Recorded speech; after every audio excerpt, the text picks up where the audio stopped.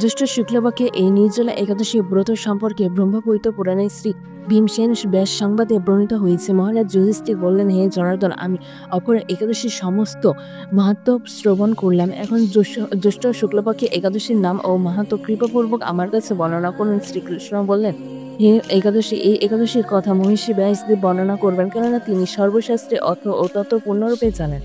রাজা যুধিষ্ঠির ব্যাসদেবকে বললেন, হে মহিষী দ্বৈপায়ন, আমি মানুষের লৌকিক ধর্ম এবং জ্ঞানকাণ্ডের বিষয়ে অনেক শ্রবণ করেছি। আপনি যথাযথভাবে ভক্তি বিষয়ে কিছু ধর্মকথা এখন আমায় বর্ণনা করুন। শ্রী ব্যাসদেব বললেন, হে মহারাজ, তুমি যেসব ধর্মকথা শুনেছ, এই কলিযুগে মানুষের পক্ষে সেই সমস্ত পালন করা অত্যন্ত কঠিন, যা সুখে সামান্য খরচে অল্প কষ্টে সম্পাদন করা যায়, অথচ মহাফল প্রদান করে এবং সমস্ত শাস্ত্রের সারস্বরূপ সেই ধর্ম কলিযুগের মানুষের পক্ষে করা শ্রেয়। সেই ধর্ম কথাই এখন আপনার কাছে বলছি। উভয় পক্ষে একাদশীর দিনে ভোজন না করে উপবাস ব্রত করবে। দ্বাদশীর দিনে স্নান করে শুচি শুদ্ধ হয়ে নিত্য কীর্ত সমর্পণের পর শ্রীকৃষ্ণে অর্চন করবে। এরপর ব্রাহ্মণদেরকে প্রসাদ ভোজন করাবে। অসুচিতে এই ব্রত কখনো ত্যাগ করবে না। যে সকল ব্যক্তি স্বর্গে যেতে চায় তাদের সারা জীবন এই ব্রত পালন করা উচিত। পাপকর্মে রত ও ধর্মহীন ব্যক্তিরা এই একাদশীর দিনে ভোজন না করে তারা দম যাতনা থেকে রক্ষা পায়। শ্রী ব্যাসদেবের এইসব কথা শুনে গদাধর ভীমসেন অশুদ্ধ পাতার মতো কাঁপতে বলতে লাগলেন, হে বুদ্ধি, এই মহাবুদ্ধি পিতামহ মাতা কুন্তী, দ্রৌপদী, ভ্রাতা যুধিষ্ঠির, অর্জুন, নকুল ও সহদেব, এরা কেউ একাদশীর দিনে ভোজন করে না। আমাকে অন্ন গ্রহণ করতে নিষেধ করে, কিন্তু দুঃসহ ক্ষুধা যাতনার জন্য আমি উপবাস করতে পারি না। ভীমসেন এইরম কথা ব্যাসদেবে বলতে লাগলেন, যদি স্বর্গাধিক দিব্য ধাম লাভে তোমার একান্ত ইচ্ছা থাকে, তবে উভয় পক্ষে একাদশীতে ভোজন করবে না। তদুত্তরে ভীমসেন বললেন, আমার নিবেদন এই যে উপবাস তো দূরের কথা, দিনে একবার ভোজন করে থাকা ও আমার পক্ষে অসম্ভব, কারণ আমার উদরে বিঙ্ক নামে অগ্নি রয়েছে। ভোজন না করলে কিছুতেই সে শান্ত হয় না। তাই প্রতিদিন একাদশী পালনে আমি একেবারে অপারগ।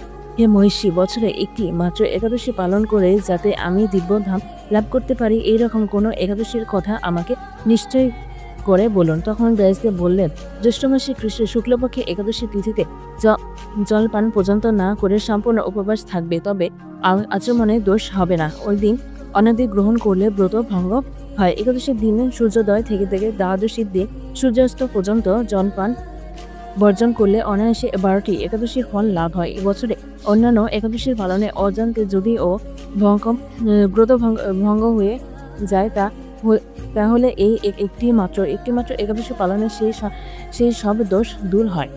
দ্বাদশীর দিনে ব্রহ্ম মুহূর্তে স্নানাদি কার্য সমাপ্ত করে শ্রী হরির পূজা করবে। সদাচারী ব্রাহ্মণদের বস্ত্রাদি দান সহ ভোজন করি আত্মীয় স্বজন সঙ্গে নিজে ভোজন করবে। এইরূপ একাদশী ব্রত পালনে যে প্রকার ফল সঞ্চিত হয়, এখন তা শ্রবণ করো। সারা বছরে সমস্ত একাদশীর ফল এই একটি মাত্র ব্রত উপবাসে লাভ করা যায়।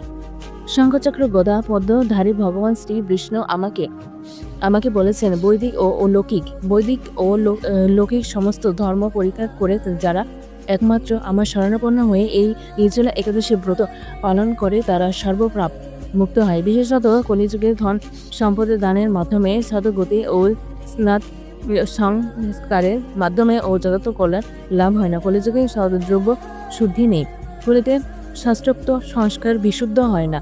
তাই বৈদিক ধর্ম কখনো সুসম্পন্ন হতে পারে না। হে ভীমসেন, তোমাকে বহু কথা বলার আর কি প্রয়োজন কি? তুমি উভয় পক্ষে একাদশীতে ভোজন করবে না। যদি তাতে অসমর্থ হও, তবে জ্যৈষ্ঠ মাসে শুক্লপক্ষে একাদশীতে অবশ্যই নির্জলে উপবাস করবে। এই একাদশী ব্রত ধনধান্য ও পুষ্প ও পুণ্যদায়িনী। যমদূতগণ এই ব্রত পালনকারীকে মৃত্যুর পরও স্পর্শ করতে পারে না। প্রখান্তরে বিষ্ণু দূতগণ তাকে বিষ্ণুলোক নিয়ে যান। শ্রী ভীমসেন ওই দিন থেকেই নির্জলা একাদশী পালন করতে থাকায় এই একাদশী পাণ্ডবা নির্জলা বা ভীমসেন একাদশী নামে প্রসিদ্ধ হয়েছে। এই নির্জলা একাদশীতে পবিত্র তীর্থে স্নান, দান, জপ, কীর্তন ইত্যাদি যা কিছুই মানুষ করে তা অক্ষয় হয়ে যায়। যে ব্যক্তি ভক্তি সহকারে এই একাদশী মাহাত্ম্য পাঠ বা শ্রবণ করেন তিনি বৈকুণ্ঠ ধাম প্রাপ্ত হন।